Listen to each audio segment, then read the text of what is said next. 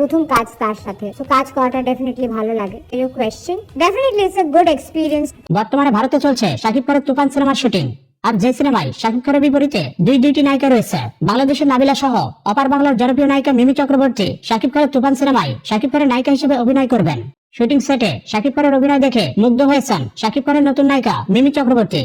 সবশেষ মিমি চক্রবর্তী জানিয়েছেন, শাকিবের কাছ থেকে আমাদের অনেক কিছু শেখার আছে। কতটা কষ্ট করলে একজন সুপারস্টার হওয়া যায় তা শাকিবকে দেখে শিখতে হবে। সম্প্রতি তিনি অনলাইন পোর্টালকে জানিয়েছেন, শাকিবের সাথে সামনাসামনি পরিচয় ছিল না, পরিচয় হওয়ার পর তার প্রতি আমার ধারণা বদলে গেছে। সে আসলে অনেক মিশুক, খুব সহজে সবাইকে মানিয়ে নিতে পারে। আমার একবারের জন্য মনে হয়নি প্রথমবারের জন্য আমি তার সাথে অভিনয় করছি। আর শুটিং এর সময় তার ডেডিকেশন ছিল বলার মতো নয়। শাকিব প্রতিটি কাজে খুবই সিরিয়াস, অভিনয় তাকে বিন্দুমাত্র ফাঁক দিতে দেখেনি। সে সামান্য ক্ষেত্রেও 100% এফোর্ট দিয়ে থাকে। সামান্য সময়ের জন্য তার সাথে শুটিং করতে পেরে আমি সত্যি অবাক হয়েছি আর বুঝতে পেরেছি কেন তাকে বাংলাদেশের সবচেয়ে বড় সুপারস্টার বলা হয়।